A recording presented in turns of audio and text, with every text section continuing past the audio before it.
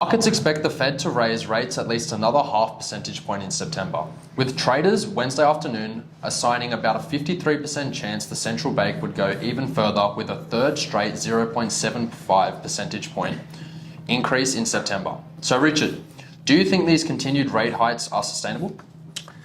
Well, 75 base points in September is definitely on the book. I believe they're going to raise 75 base points in September. Whether or not we see another 75 base points in the following meeting, with keeping in mind the Feds only have 3 more meetings to go before end of the year, is highly questionable. To answer your question, are they happy to, keep their current rate hikes for the remaining 3 meetings and to combat inflation? They're a bit hesitated on that, to be honest.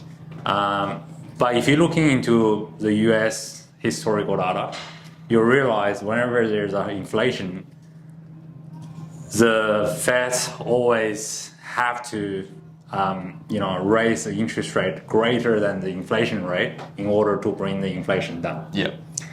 So the current inflation rate in US is 9.1%. It's very high. Right.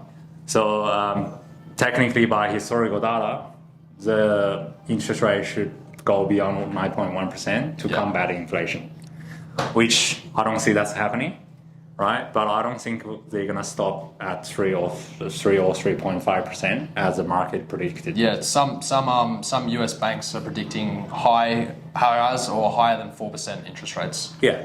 Or alternatively, they can somehow increase their inflation target from 2% to potentially 4% or 5%, as they call the new normal, right?